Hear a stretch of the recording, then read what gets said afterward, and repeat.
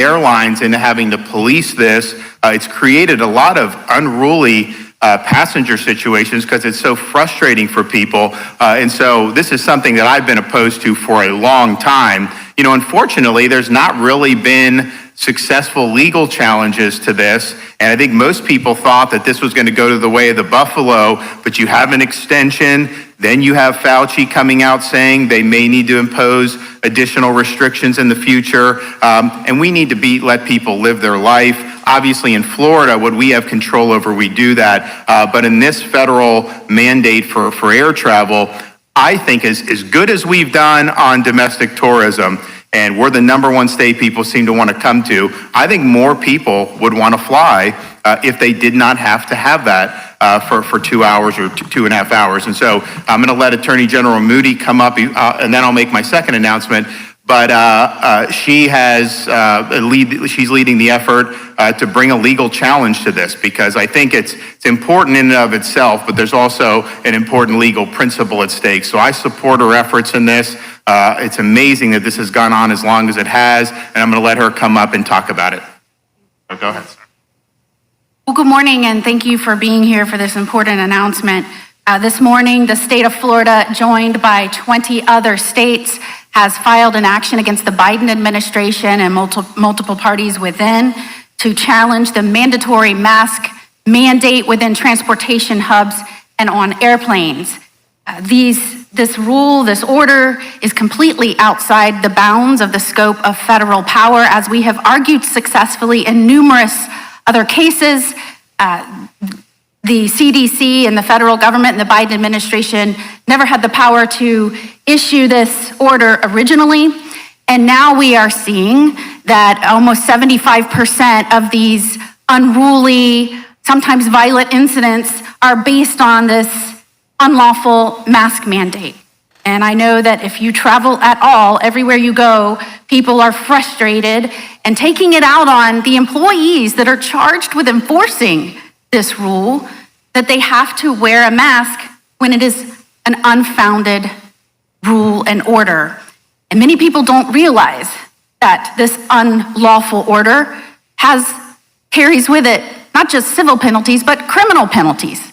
Although in the same order in which they mandated folks unfounded or unnecessarily wear masks throughout the United States and transportation hubs, and by the way, that includes taxis and Ubers and ferries and all of these other transportation methods, not just planes, they also included with it a criminal penalty. So you can imagine if you are a flight attendant or someone who works within an airport or on a ferry or an Uber driver, you are now charged with enforcing this unreasonable requirement.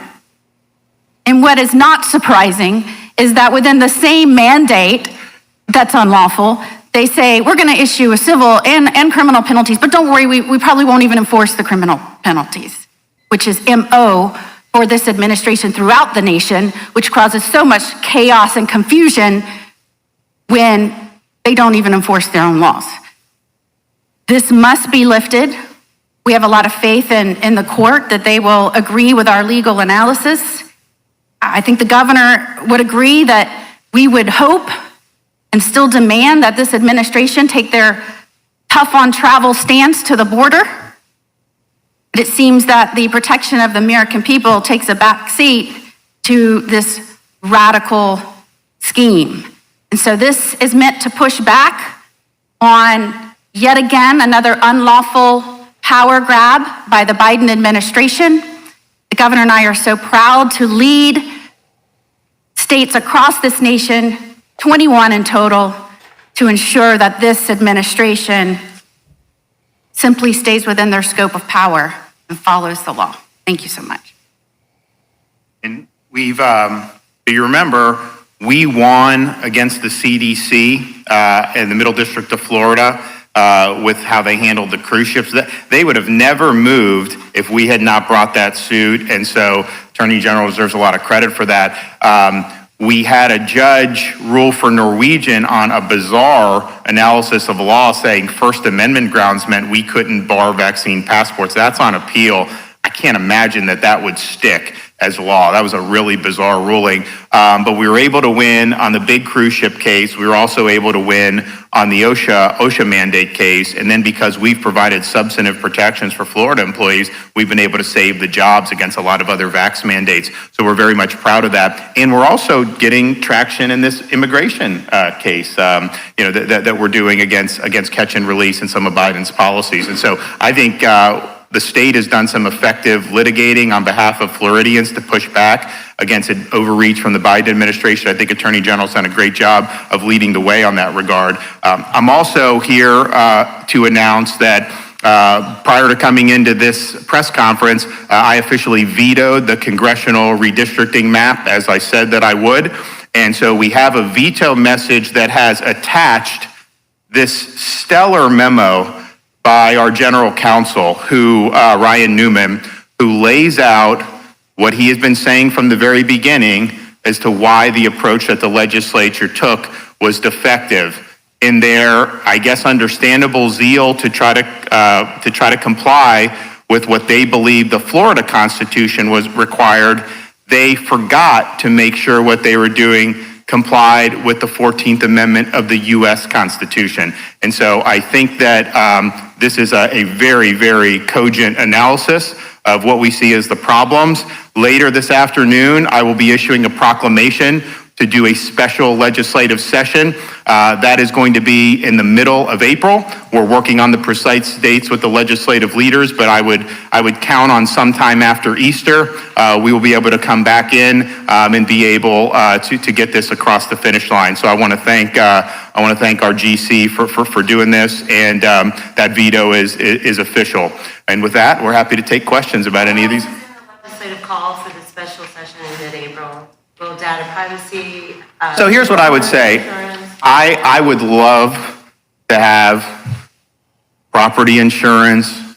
I'd love to have data privacy. I would love to have constitutional carry. There's a lot of great things, but we just went through a legislative session where they failed to deliver on some of those priorities. And so what I will do is I will ask the legislative leaders, is there something that you can get across the finish line? And I will encourage them to do that because I think that there's a lot of key things that we could do. So that is a possibility. The initial call will just be for the congressional maps, but it is absolutely possible that when they actually convene for the special session, that you could see additional issues raised in it. Do you think that where the legislature left the property insurance reform bill from this session unfinished, do you think that there's room for common ground for a special session, or do you think that issue has to be handled next year? It won't go all the way to next year. I think at the latest it will be when Speaker Renner takes over. I think right after the election they will punch it through. I think so. That's the latest it will go. I'd like to do it before then because I think it will help try to realign incentives in the market. Everything is going up. There's a general inflation that's affecting everything. But as you heard Altmaier talk about how Florida had 8% of the claims nationwide and over 75% of the litigation, clearly, there's some dysfunction in this. SB 76 did do some good things, but that was a compromise. And I don't think it did quite enough. We have had a couple carriers come in, which is great, but I think if we did more, we'd be able to do it. Now, the Senate was working on it. We were very supportive of that, but basically that ran into a brick wall in the House. And so if the House is willing to absolutely do it. I am pretty confident, though, in my conversations with both Senator Pasadomo and Speaker-designate Renner, that this will absolutely become a reality, and it will not wait until the actual session in 2023. It will be done this year. How displeased were you with the FDLE commissioner's performance, and did it involve immigration enforcement? No, I think he's faithfully served the state for decades, and we really much appreciate it. He's been in that position for over 4 or 5 years. So that's a long run, and I think now we're in a situation where we have an opportunity to focus on some other issues, but I think it was just kind of a natural course of thing, and I think he served the state well, and I wish him well. And redistricting, I assume you have spoken with legislative leaders, and they're willing to come back in special session. Yes, they are. Yep. Yes. So you are not expecting this to directly go to the courts? No, exactly. So as I think many of you know, there have been both in state court and federal court, there have been malapportionment cases that have been filed, and that's basically if you don't have a congressional map, our state gained population, we clearly need 28 districts, and so people would potentially have a claim there. Those courts were starting to move on that. I thought it was premature, given that this hadn't even been presented to me, but clearly now with the veto, and then later today with the announcement of a special session, I would imagine that those proceedings would be stayed, because clearly this is the legislature, and then in this case, the governor's prerogative, since I have to put my signature on it, to be able to do this. So that you're not going to have it drawn by a court. I think we all agree that we have to work through this, and we understand kind of if the legislator's map, let's say the Senate's map had gone in, that would have been challenged on some of the grounds that we've articulated in this memo. If they go in a direction that we were advocating, it will be challenged on the other side. We understand that, and so that will happen. But it is absolutely, I think, the responsibility of the legislature to produce a map that can actually be signed into law. So forgive me for only just being able to scan it very quickly, sir. I do like to read things before I ask you questions, but I would like to ask you about, it looks like you're talking about non-diminishment and how you feel that maybe the non-diminishment standard that they've used is violative of the U.S. Constitution and federal law. So, but in how you want them to approach it, are you taking a position that you think that ultimately there needs to be litigation that would maybe knock out just that portion, or do you think all of fair districts needs to go and should be tossed aside? Well, look, I think our goal in this was just to have a constitutional map. We were not trying to necessarily plot any type of litigation strategy. I think if you did a map along the lines that we had proposed, that will be challenged, and there'll be plaintiffs that will say that big district in North Florida, the District 5, that's diminishment, and that must be put in. And they're going to ask courts, most likely state courts up to the Florida Supreme Court, to put that district back in, and they will cite that provision of the Florida Constitution. We will obviously say it's unconstitutional to draw a district like that where race is the only factor. And so that will be a decision. That probably is enough to resolve the map. However, if it got to the point where you said that this is what the Florida Constitution requires 100%, and the non-diminishment has not been fully vetted or fleshed out because we've only had one redistricting cycle. We basically said non-diminishment means you can't diminish a VRA-protected majority-minority district like that. That's the maximum it could be and satisfy the federal Constitution. If they believe that, well, then obviously this would not be implicated and they could uphold the map. If they didn't believe it, if they did the legislators' analysis where even a 30% couldn't be diminished, well, then I think then you run into where the redistricting amendments become problematic. And I do think, just as a constitutional matter, the diminishment only applied under Section 5. It doesn't even apply anymore, but at the time, it only applied under covered jurisdictions. There was pervasive evidence in the middle part of the 20th century of basically not allowing very many people to vote based on race. And so you had very tough medicine, but there was a showing as to why using race in that regard was something that was appropriate. The redistricting amendments in Florida just said the entire state with no showing that it would be appropriate to use race in that fashion. I think that raises huge constitutional concerns. I also think there's an internal inconsistency in Florida's redistricting amendments in the Tier 1. Because on the one hand, it says you can't use criteria that would favor an incumbent or a political party. But on the other hand, you say that you have to allow under Section 2, minority candidate to elect a candidate the choice. The problem is when they do that functional analysis, what is the functional analysis leading to?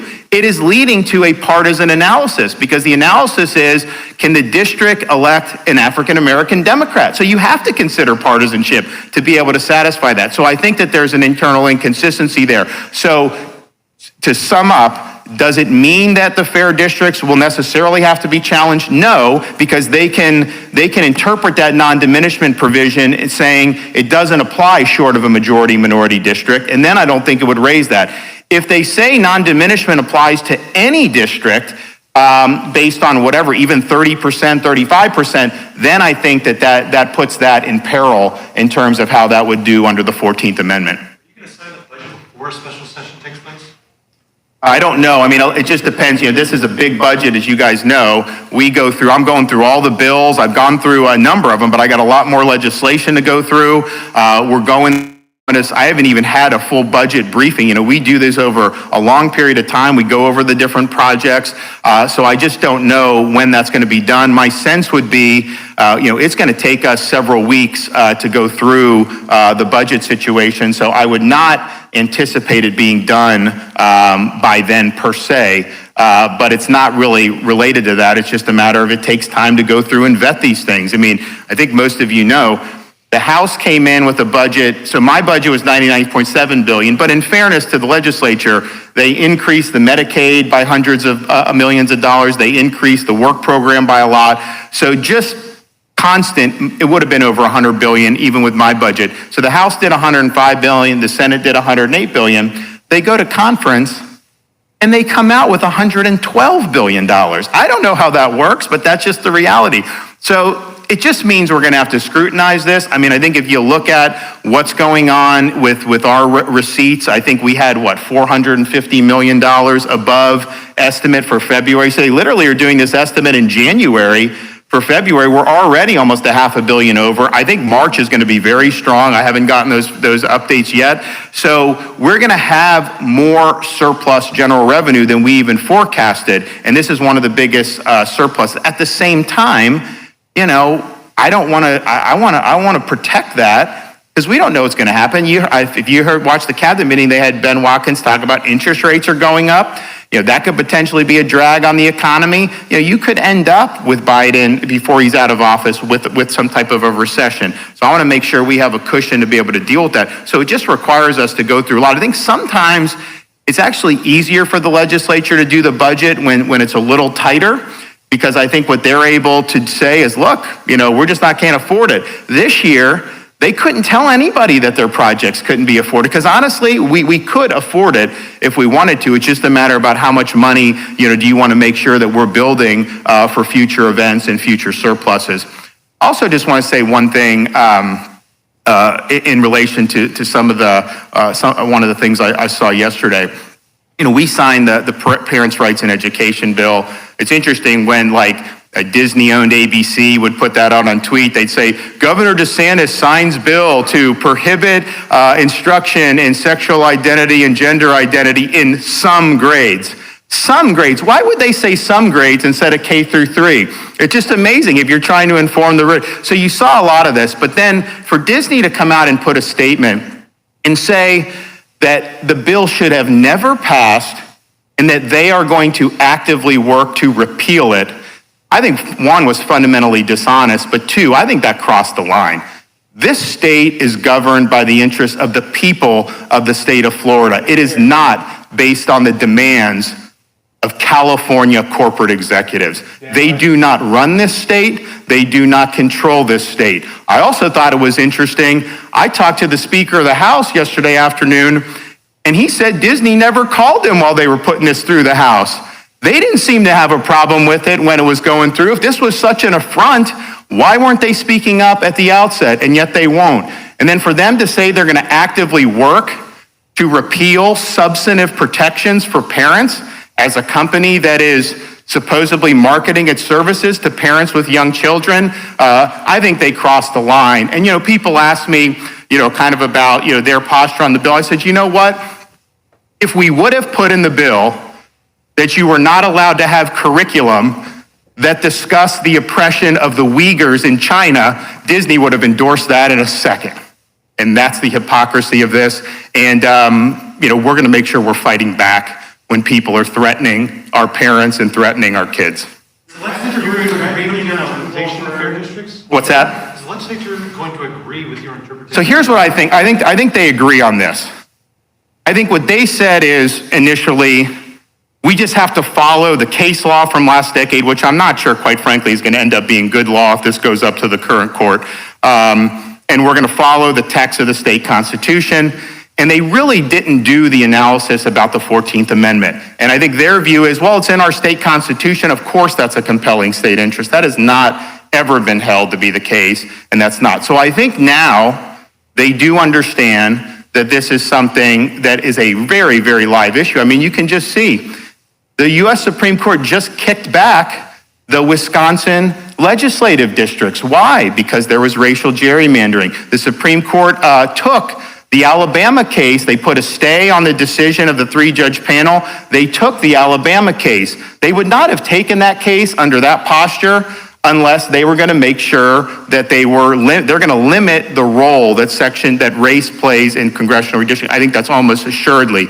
So I think that they understand kind of some of the judicial evolutions that have happened over the last few months. And quite frankly, I mean, I think this analysis is something that's been very powerful. I think most people, certainly most conservative lawyers who look at these issues, agree with this analysis. And obviously, the leadership in the legislature, they're going to be more in line with what a lot of the conservative lawyers think. So I think we understand, but we also understand that what they did in the map that I just vetoed, they did a primary and secondary map. I understood what the Senate did to keep that long snake district, which was a pure racial gerrymander. It was not a VRA protected seat. But I understand that because they basically said, look, the state constitution says you cannot diminish. If we don't draw it like that and weave in and out of communities to focus on, maximizing the number of people by race, then we will diminish. And so they were reading that very literally. They followed kind of what the court had said last decade. So I totally understand that. I have no clue how the House then did a massive diminishment, but then still did a race-based district where they were trying to get it performed in a certain way. That I just don't understand. So I understand what the Senate did. I think that runs afoul of the 14th Amendment. I don't understand the primary map that I vetoed, how they could have ended up in that situation. So we're going to work through these issues. I think at the end of the day, there's a lot that was going on in session. And then now they'll be able to come back and really focus on this. There may be some other issues to deal with, and hopefully there are, but certainly I think they're going to have an ability to do this and do this well. Governor, about the lawsuit, the governor said, there's folks, the former FDA chiefs and other folks are saying that the mask mandate for airplanes and whatnot is not going to last until the end of the month, that Biden's just trying to figure everything out. Why is this lawsuit necessary if we're going to...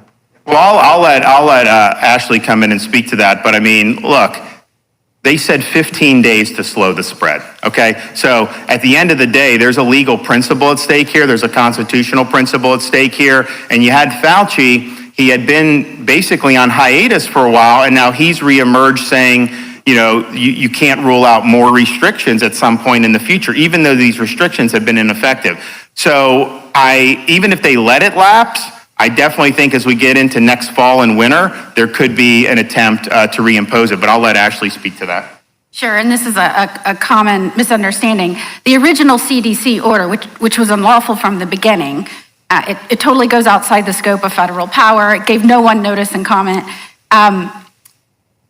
It imposes some sanctions, but the TSA has a separate penalty structure.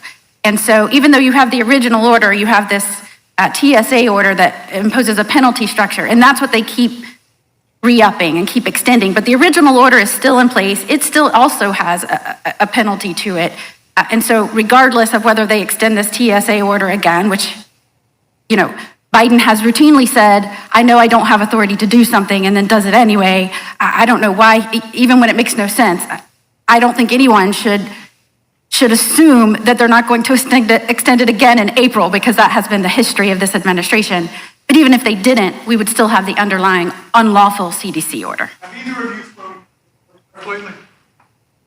I fly commercial aircraft, Governor, yes. you're never on it. You ever been in the middle seat on a commercial aircraft? I've obviously done that a lot in my life, and I can tell you that it's not necessarily always the most pleasant experience when you're dealing with commercial air travel, but to impose that, and look, it's less about, I think less about me. Like if I'm traveling with my family, like my kids, you have 5, 4, and 2, I don't even know what it would be like to try to do, because we've never put a mask on them. But I know a lot of these families and these kids, every time as a parent you would bring kids on an airplane, you always don't know, like, how are they going to react? How are they going to behave? And to have that thrown into the mix, I know has been very frustrating for an awful lot of parents. Governor, And I can tell you routinely in my travels, watching mothers, exasperated fathers trying to control their young children, it has caused so much confusion, so much chaos, so much pressure on the employees. And as you know, the airlines themselves have demanded that the administration take a look at that and consider what they're forcing on them to do. Passengers become frustrated. I can't tell you how many times I've seen people get frustrated and angry and speak out against these flight attendants that are just trying to keep a serene, safe environment. So for many reasons, this is the right time to rescind this order. All right, thanks, a guys. bit about your communication with Justice.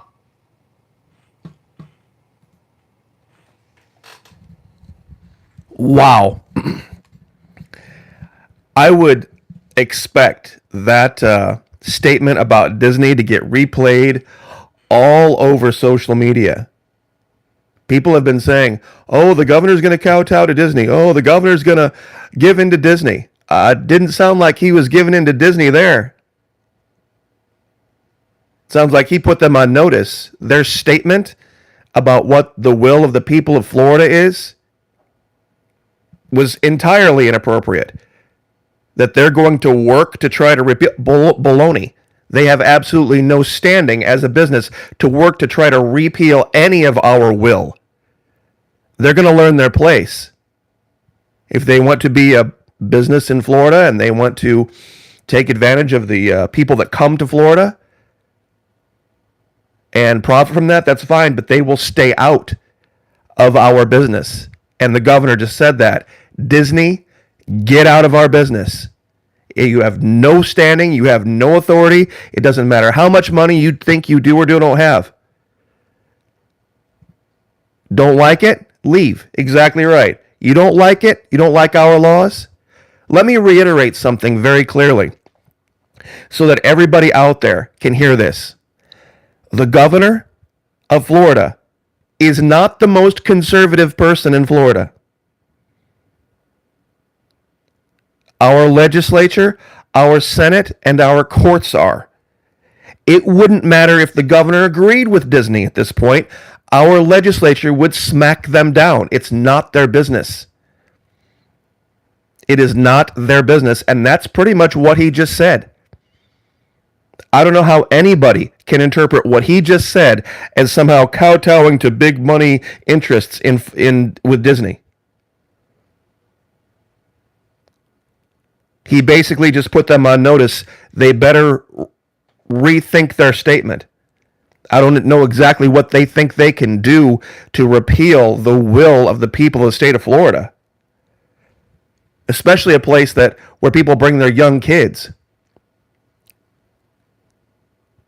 They just finally ran into somebody who, and this is the exact same thing with DC. For so long, people, oh, you can't fight Washington, D.C. You can't fight the federal government. They're too powerful. Baloney. All you have to do is stand up and literally face the bully and say, no, absolutely not. Unacceptable. We're going to do things our way. Period. And look at how it has worked in Florida. Has anything Washington, D.C.'s done had any real effect in Florida? No. In fact, it's had quite the opposite effect. People are flocking here. We are making a ton of revenue. We are leading the world right now in freedom. And I do mean that. The entire world. Disney isn't going to make us back down. Washington, D.C. isn't going to make us back down. Nobody's going to make us back down.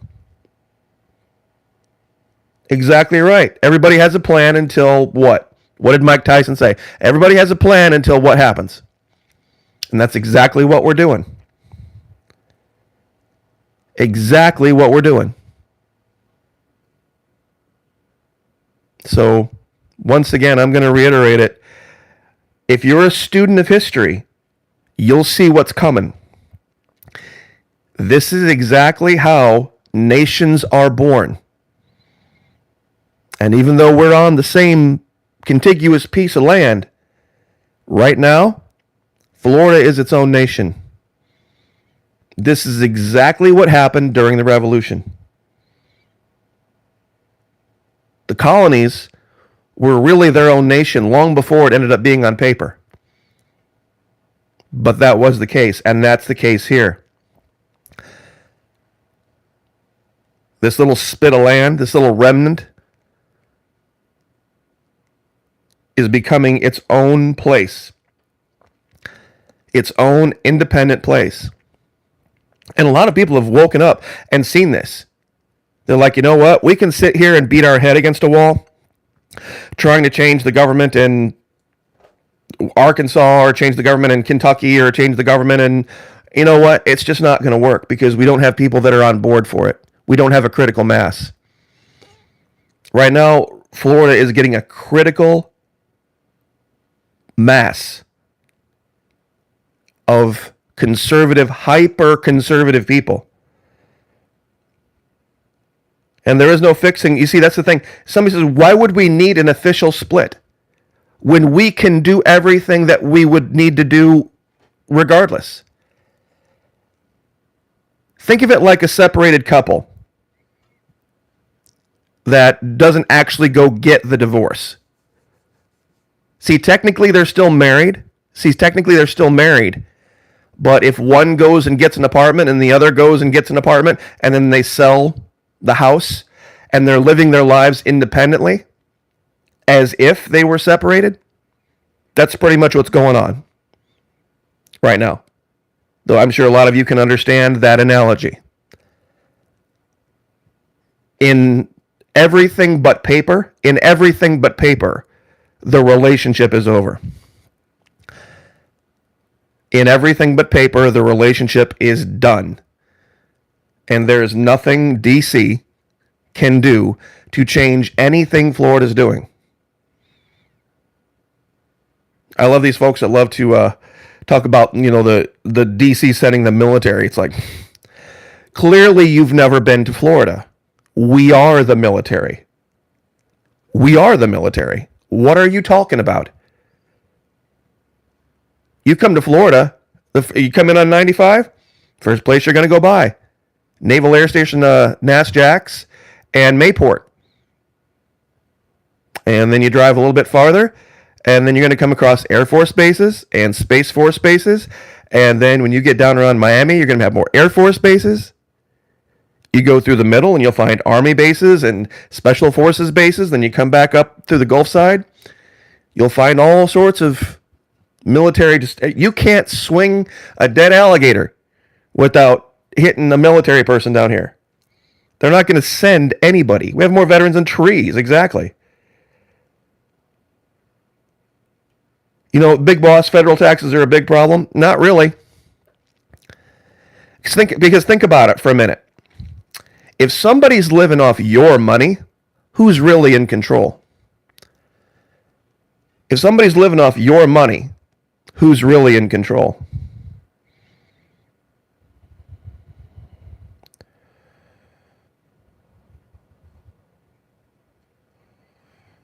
Well, what do you mean? Who do you think they'd join? Of course they would stay right here. Sunreal Clothing. McDill, you got to remember that the military, and this comes to a lot of people who've never been in the military. The military is a bunch of individuals, just like you and me. Yes, they wear uniforms, but they have driver's licenses, and they have houses, and they have bills, just like you and I do, and they live right here. Their entire world is in the state where they're at. They're not some federal transplant where they live on federal land or something. Believe me, they're Floridian citizens first. There's nothing they would ever do, nothing any Floridian citizen would ever do against the state of Florida, especially as an active or former member of the military, just would not happen.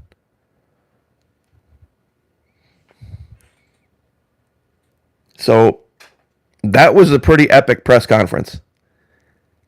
But just the eloquence that he can sit there and speak off the cuff for 20 minutes in detail about so many different topics that has to make the media absolutely cringe. They hate dealing with educated people, especially educated conservatives, because you're not going to get the whole gaffe thing. And somebody standing up to Disney and saying, don't need your money. And truly, with no script, we don't need their money. We do not need their money. Disney's a big chunk, don't get me wrong.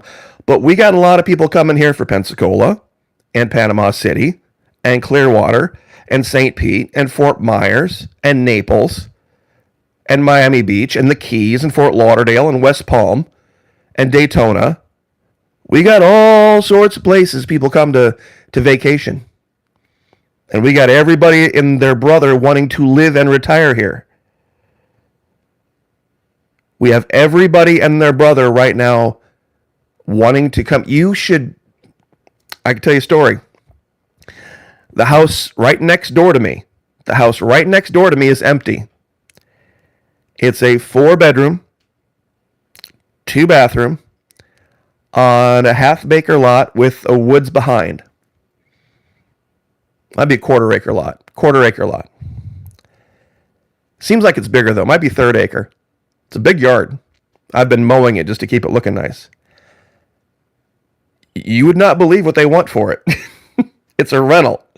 And it's a place called Everest Realty. And they have it, and it is expensive. Now, I'm not going to reveal the address, because then people would find me. But it is breathtakingly expensive. But I'm sure they're going to find somebody, and they're going to put somebody in it. It's just they're snapping them up sight unseen. I wake up every morning to the sound of air nailers and the sound of cement trucks. And it's an amazing thing to see. And I tell you, when you really do the deep dive, when you do the homework, people are like, how did this happen in Florida? Why Florida? What happened in Florida? You know what this is really about? This is really about the older folks. This is really about the reason this has happened. There's been this critical mass of folks living longer, getting older and getting more wise, and they control the local governments, the little city councils and town councils and school boards and mayor's offices. And then that starts you get this conservative thing going. And then it keeps going, and then it keeps going, and then it keeps going. That's right, they have the money. And I know everybody likes to talk about all the liberal areas like, Fort Lauderdale and Miami and St. Pete, Clearwater. That's not what controls Florida. That's not what controls Florida. It's this center part right here in the middle. And all the neighborhoods and all the retirees that want things safe and lawful and happy. I mean, they don't care necessarily about the tourists from all over the world. They want to be able to bring their grandkids down here. I am about 10 minutes from the beach. Not too far. I mean, I'll show you. I guess I can zoom in here real quick. Hold on. I'll show you the city. I'm not going to show you where I am. Here's Daytona right here. And here's St. Augustine. And I am somewhere right in this conglomeration. So I'm just west of 95 a little bit.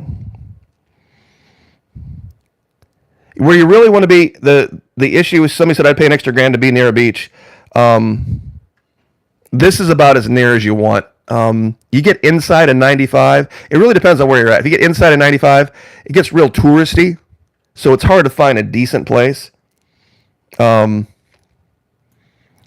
there's no place in Florida where you're more than, I think it's 2.5 hours. There's no place in Florida where you are more than 2 hours, and I think it's 2 hours and 20 minutes is the farthest you can be from some beach somewhere. So So if you can find some place that's just inside of 95, that's probably going to be your best bet. And as you can see, I want to show you, people talk about, oh, it's overpopulated. Oh, it's overpopulated. Okay, so here's where I live, right? Just in this general area. I wake up to screaming hawks in the morning. So anyway, I am about to lose battery on my camera, so I am going to go. Uh-oh, looks like I lost it.